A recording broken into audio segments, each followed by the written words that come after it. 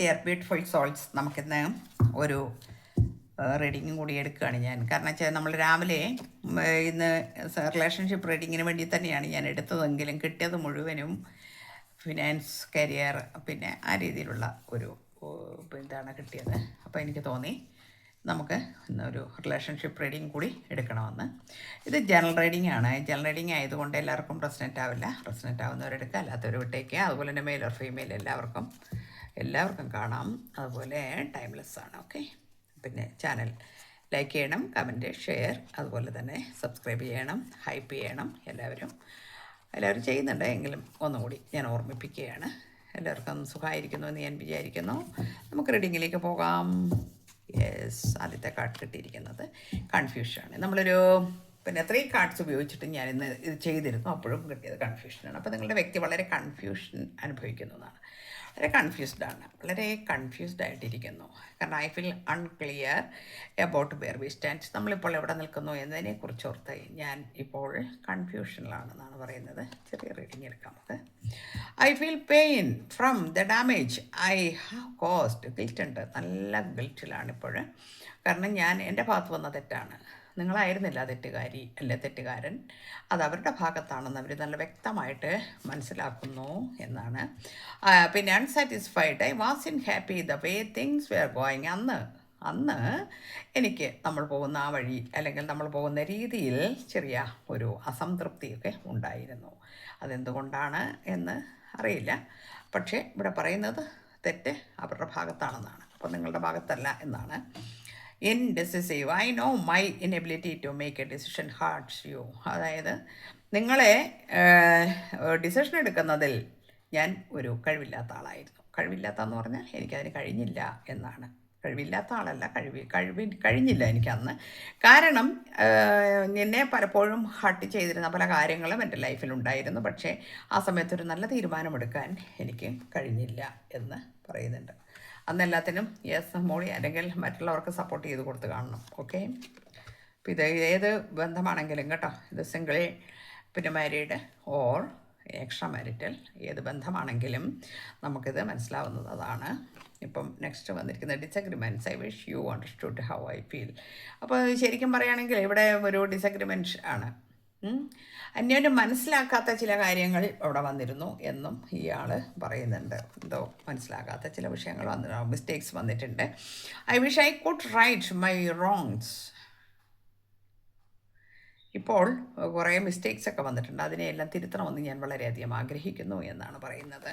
എന്തായാലും ചില തിരിച്ചറിവുകൾ വന്നിട്ടുണ്ടാവണം, അതായിരിക്കും. പിന്നെ നെഗ്ലക്റ്റഡ് പറയുന്നുണ്ട്. I failed to give you what you need. നിൻ്റെ ആവശ്യങ്ങൾ പല കാര്യങ്ങളും ഞാൻ നടത്തി തരുവാൻ ഞാൻ ശ്രമിച്ചിരുന്നില്ല. കാരണം ഞാൻ എല്ലാം അത് നെഗ്ലക്റ്റ് ചെയ്തു എന്ന് പറയുന്നുണ്ട്. എല്ലാ കാര്യങ്ങളും നെഗ്ലക്റ്റ് ചെയ്തു വെച്ചിരുന്നു. എന്തിനാണ് ഈ നെഗ്ലക്റ്റ് ചെയ്യുന്നത്?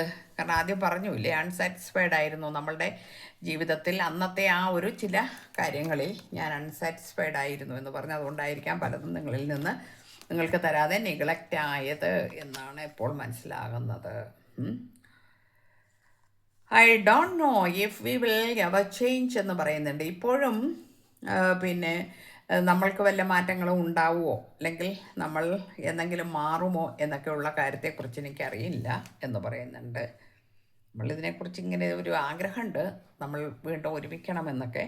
എന്നാൽ നമുക്കതിന് കഴിയുമോ എന്നുള്ളതിനെക്കുറിച്ച് ആൾക്കൊരു ക്ലാരിറ്റി ഇല്ല എന്നാണ് പറയുന്നത്. Reveal, I want to tell you the truth. എനിക്ക് കുറച്ച് കാര്യങ്ങൾ നിന്നോട് പറയാനുണ്ടെന്ന് പറയുന്നുണ്ട്. കേൾക്കാൻ നിങ്ങൾ സന്നദ്ധനാണെങ്കിൽ അല്ലെങ്കിൽ സന്നദ്ധയാണെങ്കിൽ ആൾക്ക് പല കാര്യങ്ങൾ നിങ്ങളോട് റിവീൽ ചെയ്യാനുണ്ടെന്ന് പറയുന്നു. കാരണം നിങ്ങളുടെ വാല്യൂസ് ഇപ്പോഴാണ് മനസ്സിലായത്. We have too many differences. നമ്മൾ തമ്മിൽ ഒരുപാട് ഡിഫറൻസസ് ഉണ്ട് എന്ന് ഇപ്പോൾ മനസ്സിലാക്കുന്നു. മാത്രമല്ല സോൾ കോൺട്രാക്റ്റ് ആയിരുന്നു നമ്മളുടെ ബന്ധം എന്നാണ്. നമ്മളുടെ ബന്ധം സോൾ കോൺട്രാക്റ്റ് ആയിരുന്നു. The lessons I learn from us will never be forgotten. അപ്പം നമ്മൾ ഈ ഒരു കാര്യത്തിൽ നിന്ന് ഒരുപാട് കാര്യങ്ങൾ പഠിച്ചു കഴിഞ്ഞിരിക്കുന്നു അന്യോന്യം. കാരണം മറക്കാൻ കഴിയാത്ത പല കാര്യങ്ങളും നിങ്ങളുടെ ലൈഫിൽ ഉണ്ടായിട്ടുണ്ടാവും. മറക്കാൻ കഴിയാത്തതെന്ന് പറഞ്ഞാൽ നമ്മൾക്ക് ചില അനുഭവങ്ങളല്ലേ, അനുഭവം ഒരിക്കലും മറക്കാൻ കഴിയില്ലല്ലോ നമുക്ക്. ഈ പറഞ്ഞു പോകുന്ന കാര്യങ്ങളൊക്കെ നമുക്ക് മറക്കാൻ പറ്റും, പക്ഷേ അനുഭവം നമുക്ക് മറക്കാൻ പറ്റില്ല ജീവിതത്തിലെ. അപ്പോൾ നമ്മളുടെ ലൈഫിൽ വന്നിരിക്കുന്ന കുറേ കാര്യങ്ങളുണ്ട് ഇവിടെ നമുക്ക് ഇപ്പം കൺഫ്യൂസും ഗിൽറ്റും കാര്യങ്ങളും അൺസാറ്റിസ്ഫൈഡും ഒക്കെ ആയിരുന്നു. ഓക്കെ, എല്ലാം ശരിയായിരുന്നു. പക്ഷേ ഇത് സോൾ കോൺട്രാക്റ്റ് ആയിരുന്നു.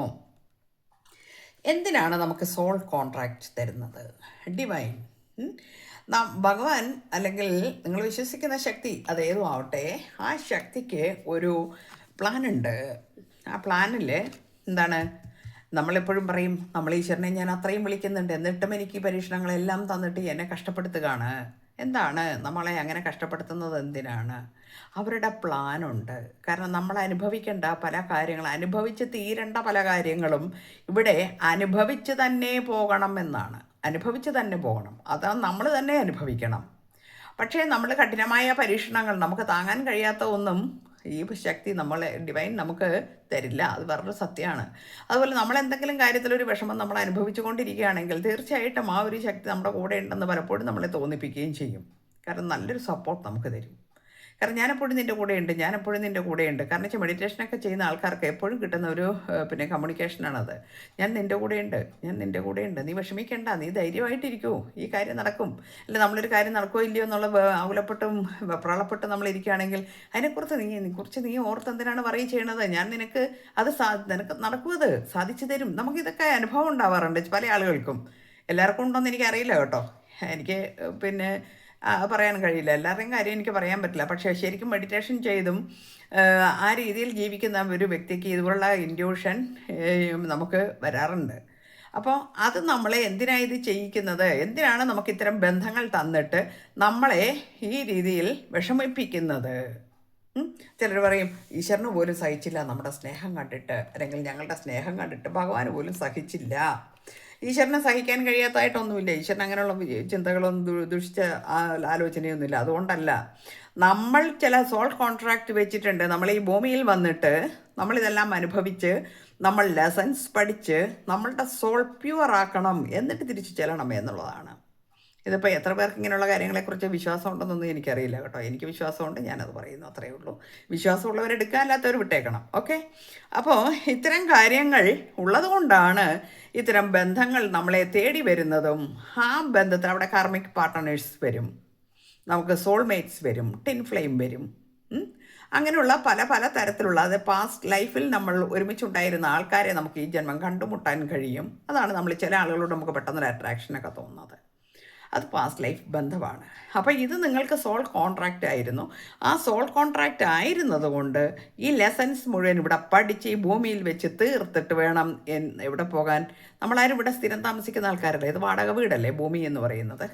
അവിടെ നിന്ന് നമ്മളുടെ ഒരു ശരിയായ ഭവനമുണ്ട് അല്ലേ? അങ്ങനെയല്ലേ പറയുന്നേ? അവിടെ പോകണമെങ്കിൽ, അല്ലെങ്കിൽ പിന്നെ നമ്മളൊക്കെ മരിച്ചിട്ട് എങ്ങോട്ടാണ് പോകുന്നത്? അപ്പോൾ ഈ ആത്മാവ് എങ്ങോട്ടേ പോകുന്നുണ്ട്, ഉറപ്പാണ്. അപ്പോൾ ഈ ആത്മാവ് അങ്ങ് ചെല്ലുമ്പോൾ ഇവിടെ പ്യൂരിഫിക്കേഷൻ കഴിഞ്ഞിരിക്കണം. ഇതാണ് ഇവിടുത്തെ ഉദ്ദേശം. അതാണ് ഡിവൈൻ്റെ പ്ലാൻ എന്ന് പറയുന്നത്. ഇത് ഡെസ്റ്റിനിയാണ്. I am struggling to find the right path. അതായത് ജീവിതത്തിൻ്റെ ശരിയായ പാതയിലൂടെ നടന്ന് കയറുക എന്നത് നമ്മളുടെ ഡെസ്റ്റിനിയാണ്. എത്രയോ പേര് കള്ളന്മാരും കൊള്ളക്കാരായിട്ടും ഒക്കെ ജീവിക്കുന്ന ആൾക്കാരുണ്ട് അല്ലേ? ആ ആളുകൾ മാനസാന്തരം വന്നവർ, ജയിലിൽ വെച്ച് മാനസാന്തരം വന്നവരുണ്ട്. എന്ന് പറഞ്ഞ പോലെ നമ്മളുടെ ജീവിതത്തിൽ പല തെറ്റുകളും കുറ്റങ്ങളും പഠിച്ച് അതിനെ മനസ്സിലാക്കി നമ്മളുടെ സോളിനെ പ്യൂരിഫൈഡ് ആക്കി വേണം നമുക്ക് തിരിച്ചു പോകാൻ. അത് നമ്മളുടെ ഡെസ്റ്റിനിയാണ്. ഇതിനു വേണ്ടിയാണ് നമുക്ക് ഈ വിഷമങ്ങളും ബുദ്ധിമുട്ടുകളും ഒക്കെ ഈ ഭൂമിയിൽ വെച്ച് ഇതിന് സാധിക്കുകയുള്ളൂ. അതും ഒരു സത്യമാണ്. നിങ്ങൾ ചില നല്ല നല്ല ബുക്സ് ഉണ്ട്, ഞാൻ വായിക്കുന്ന 1-2 ബുക്സ് ഉണ്ട്, ഞാനത് നോക്കിയിട്ട് പറഞ്ഞു തരാം കേട്ടോ ഒരിക്കൽ. അതൊക്കെ വായിക്കുമ്പോൾ നമുക്ക് ശരിക്കും മനസ്സിലാവും കാര്യങ്ങൾ. ഓക്കെ, അപ്പോൾ എല്ലാവർക്കും നല്ലത് വരട്ടെ. Thank you universe.